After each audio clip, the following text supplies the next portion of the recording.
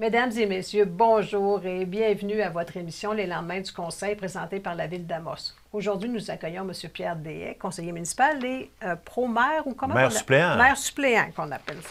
Donc, bienvenue. Merci. C'est rare qu'on a l'occasion ça me fait plaisir. de discuter de l'ordre du jour qui était quand même assez impressionnante. Des points forts intéressants que je vous ai écoutés tantôt. OK, d'accord. Et on va rappeler là, pour nos citoyens les principaux points. Donc, la séance du 7 juin dernier, on va commencer avec un point qui concerne le parc industriel Géotérien. Est-ce que c'est le nouveau parc industriel? Oui, c'est le nouveau parc industriel qu'on a l'intention de réaliser là, dans le secteur en arrière du IGA Ouest jusqu'à l'usine de Résolu. Donc, c'est imposant comme... C'est un grand terrain qui appartient en majorité déjà à la ville. Il y a certains terrains qui étaient à des privés aussi, mais qu'on souhaite revitaliser et décontaminer. On a eu d'ailleurs, vous vous souvenez, une subvention de 10 millions de dollars qui nous a été donnée par le gouvernement pour mettre à niveau les infrastructures qu'on avait déjà. On avait, par exemple, une rue qui passait par là et qui était vétuste, qui n'était plus aux normes du tout. Puis vétuste, c'est même un euphémisme. Et on a certains terrains là, contaminés, là, soit aux hydrocarbures, soit avec des copeaux. Donc, remettre tout ça à neuf pour le revitaliser, mais aussi lui redonner une nouvelle vocation. Donc, on parle du centre entrepreneurial, on parle d'une gare intermodale de transbordement qui pourrait être accessible aux entreprises de la région. Mais on commence par des terrains industriels parce que l'offre présentement ici à Amos, on n'a plus beaucoup de terrains disponibles. Donc, c'est l'intention du Conseil et de la Ville de rendre disponibles des terrains très rapidement. On commencerait par le secteur ouest. Donc, si on part du secteur de l'usine de Résolu vers la Ville. Donc, on rendrait disponible 7 terrains. Le contrat en 4.6, c'est un contrat pour la pose de services municipaux. Donc, on parle des tuyaux d'aqueduc. Une fois que les tuyaux vont être déroulés, on va pouvoir mettre du gravier, élargir la rue, la mettre aux normes. Ça ne se rend pas présentement le système d'aqueduc? L'aqueduc ne se rend pas, non. Exactement. Fait qu'on va pouvoir desservir les terrains. Ensuite, on va pouvoir mettre la rue aux normes et puis déjà créer 7 terrains d'ici environ 7 terrains. On verra comment que les futurs acquéreurs veulent lotir. Là. Mais ça devrait être environ 7 terrains. Est-ce qu'on parle de plusieurs années ou quelques mois? On espère que ça va être prêt cet automne pour les 7 terrains. Donc, puis là, il va y avoir plusieurs autres phases après ça pour tous les autres morceaux, de puzzle, on va dire comme ça, de notre plan de développement. Mais ces travaux-là ne devraient pas trop perturber les circulations compte tenu que c'est ça. Donc, présentement, il n'y a personne qui utilise ce secteur-là. Donc, effectivement, ça ne devrait pas déranger. Bon, alors, un très beau projet qu'on va surveiller avec attention. Oui, on est très enthousiastes. Vous avez signé l'autorisation avec le photographe Mathieu Dupuis, qui est fort connu et reconnu par ses pairs. Oui, il fait des magnifiques photos. Oui, effectivement, pour les voir passer régulièrement sur son site, c'est hallucinant. Très beau.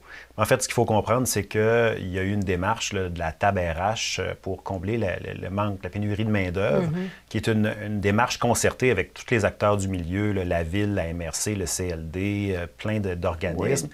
Pour essayer de vendre notre région, Amos et Aricana. Donc, je vous invite à aller voir, si ça vous intéresse, le site Amos et Aricana, le site d'attractivité.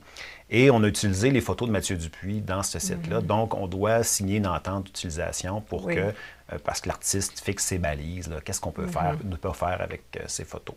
Donc, j'en profite quand même pour vous rappeler d'aller visiter le site, de le partager. Ça donne une belle image de notre région à l'extérieur. Si vous avez des enfants, des amis, des collègues qui songent peut-être à venir s'installer, mais qui hésitent, montrez-leur le site. On a reçu hier à la séance publique des félicitations de quelqu'un qui est venu assister à la séance.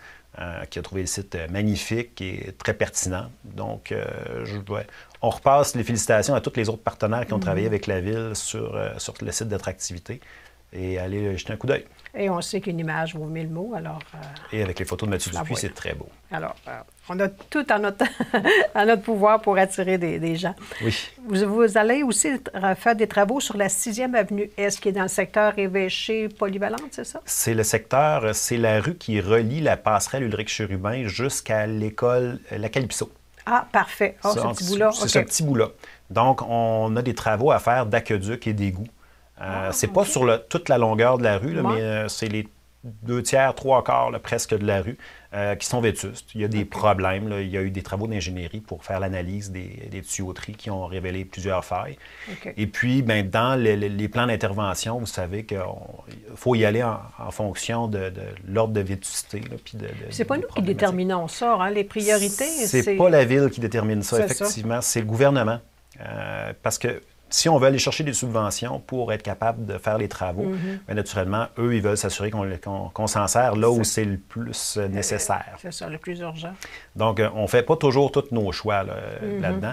Je pense que M. le maire, lors de la dernière présentation ici qu'il a faite avec vous, parlait de la Côte du Queen, je pense, jusqu'au IW. Oui. Ça aussi, c'est une autre phase qui est dans les priorités. La phase 3, moi. Fait que, on a un petit peu de jeu, là, mais pas tant.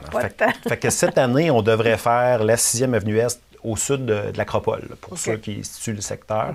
Puis on va en profiter tant qu'à tout défaire et à refaire pour sécuriser le passage des piétons et cyclistes qui passent par là, parce qu'ils sont très nombreux. Je ne sais pas si vous avez vu, à la sortie des classes, le matin. Oui, c'est surprenant. Même tôt le matin, j'ai été surprise de voir la quantité de personnes qui marchent puis qui font à vélo. Là. Mais c'est un beau passage naturel d'est en ouest, il faut dire, pour les piétons et cyclistes, parce que tout Amos-Est finit par aboutir là, par la petite piste qu'il y a derrière la Calpiso.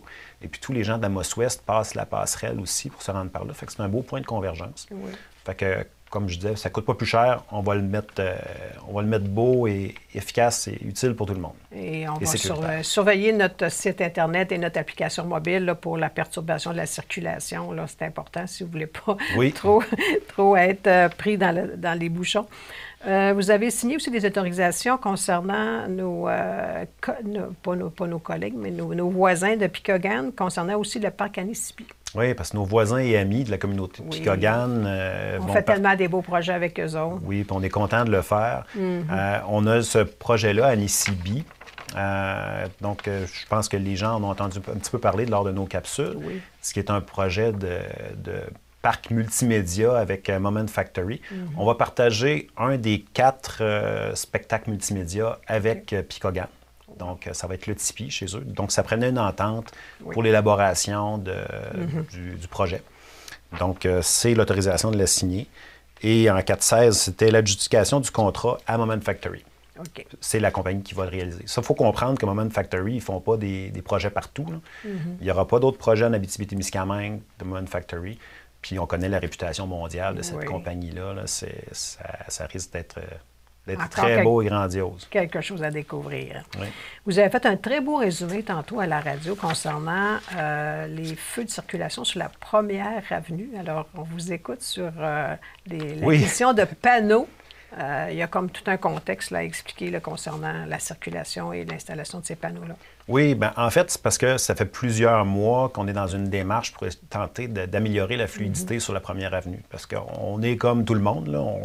On a la même expérience lorsqu'on passe sur la première avenue. Ce serait perfectible. Hein? On pourrait améliorer un peu la fluidité parce que ce n'est pas toujours évident. Donc, au cours des derniers mois, il y a eu une réflexion qui a été faite, plusieurs éléments qui ont été analysés. Et depuis une semaine, il y a des travaux qui ont été effectués. Donc, tout d'abord, les fameux boutons poussoirs pour faire l'appel du feu piéton ont été réparés. Donc, il n'y aura plus de feu piéton si vous n'appelez pas le feu piéton. Donc, cher piéton, si vous voulez traverser et vous souhaitez avoir le feu piéton, appuyez sur le bouton, il ne viendra pas tout seul. et pour les automobilistes, si vous passez à 5 h le matin, à 11 h le soir, s'il n'y a pas de piéton, il n'y aura pas de feu de piéton. Donc, on va s'assurer qu'il reste fonctionnel. Faut dire aussi qu'avant, ce qui était une autre source de confusion, c'est que les feux piétons étaient synchronisés sur les 3 intersections. L'intersection au pont, donc Mercier, Première Avenue, l'intersection du Café William, donc Première rue Ouest et Première Avenue, et celle de la rue principale. C'est tout lié ensemble. Donc, si un piéton appelait le feu en bas du pont, bien, ça allumait le feu piéton jusqu'au McDonald's des jardins. Pour synchroniser les feux de circulation. Pour synchroniser les feux de circulation, parce que ça avait été jugé important par nos gens techniques à l'époque que les feux soient tout le temps attachés ensemble pour éviter qu'il y ait une accumulation de voitures et que ça bloque les intersections. À la longue, on s'est bien rendu compte que l'intersection en bas au pont pouvait très bien être désynchronisée des 2 autres. Fait que c'était pas nécessaire que le feu piéton allume aux 3 places en même temps. Fait que on a aussi détaché le feu piéton de l'intersection Mercier, 1er Avenue, donc au bas du pont. Donc, si quelqu'un appelle le feu piéton à cet endroit-là, ça n'appellera pas le feu piéton sur les 2 autres intersections. Donc, celui-là va être séparé des 2 autres. Fait que les 2 seuls qui sont encore synchronisés pour le feu piéton, c'est 1er Avenue et principale et 1er Avenue, 1er rue. Donc, Café William et Desjardins. Ces 2-là vont être encore attachés ensemble pour le feu piéton. Celui du pont est spécial, le feu, parce que c'est un peu un feu de circulation pour piétons, mais pour les personnes... Pour les personnes non-voyantes. Non-voyantes, OK. Oui. Donc, c'est un feu qui est un peu particulier. Donc, je vais y venir plus tard, là, mais dans les éléments qu'on a améliorés, je fais un rappel parce que je vais dire beaucoup de choses. Feu piéton, le bouton est réparé. Deuxième chose, on a séparé le pont des 2 autres. Troisième chose, on a enlevé des secondes aussi au feu piéton. On avait, par exemple, je pense au début, 24 secondes, si ma mémoire est bonne. À la principale, on avait descendu ça à 22. On l'a descendu, si ma mémoire est bonne, à 17. Et 15 secondes aux premières rues. Il faut comprendre, on a des longues avancées de trottoir. On n'a pas besoin d'autant de temps pour effectuer la traversée. On a réduit ça. Et on a aussi enlevé des secondes dans l'axe nord-sud à l'intersection du William Café. Parce qu'il n'y a pas d'accumulation dans l'axe nord-sud. Pour redonner ce temps-là, plutôt dans la traversée de la 1er avenue. Oh, excellent. Fait que pour ça, de notre expérience, ce qu'on a vu dans la dernière semaine, c'est déjà beaucoup plus fluide. On continue à regarder comment que ça va, puis on va espérer encore faire des petits ajustements au besoin, mais déjà, on pense que c'est beaucoup mieux. Et le point qu'on a fait au conseil hier, c'est des panneaux interdisant de virer à droite au feu rouge. Présentement, c'est des pancartes, c'est des affiches. Donc, c'est toujours interdit de tourner à droite au feu rouge pour la sécurité des piétons. Ce qu'on va changer, c'est de mettre des panneaux numériques qui vont allumer juste quand c'est nécessaire. Ah, intéressant. Donc, si un piéton fait l'appel du feu piéton, le panneau va allumer pour interdire le tournage à droite au feu rouge quand ça va être le moment du feu piéton et va réteindre après. Donc, ça va être possible la plupart du temps de pouvoir tourner à droite au feu rouge. Puis là, ce que je pense que vous vouliez m'amener tout à l'heure, c'est que ce n'est pas partout, malheureusement, qu'on va pouvoir mettre ce système-là. Il y a certaines affiches d'interdiction de tourner à droite au feu rouge qui vont demeurer. Pour celle d'intersection en bas du pont, c'est à cause que c'est le feu pour non-voyants. Donc, c'est aux normes, on est obligé de le conserver comme ça. Mais nos gens des services techniques font l'analyse de tout ça, ils vont nous proposer un plan. Puis, ça devrait pas mal améliorer la fluidité. On en est convaincu. Bon, alors, très bonne nouvelle. On s'en reparle au besoin, mais on est...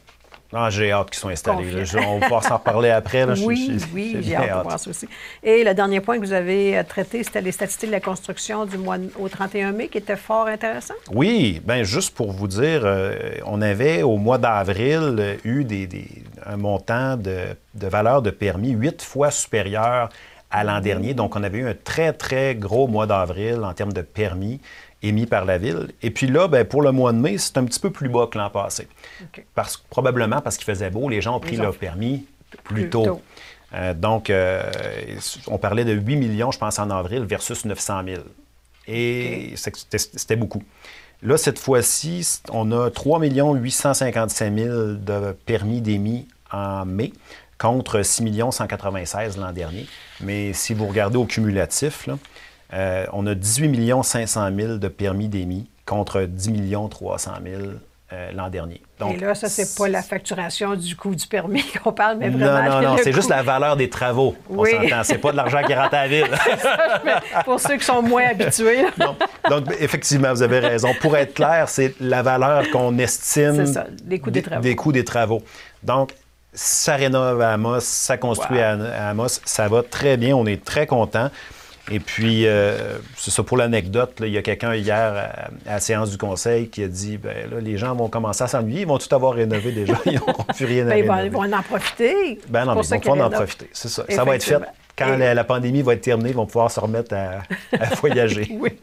Donc, ça faisait le tour de la séance du Conseil du 17 juin dernier. On voulait faire un petit rappel avant de quitter sur les voies actives. Oui, bien, les voies actives sont ouvertes. On demande aux gens, s'il vous plaît, de collaborer, de ne pas se stationner dans les voies actives. On voit beaucoup de camions de livraison. Des fois, on se dit c'est juste 10 minutes, c'est juste 5 minutes. Mais il arrive des incidents.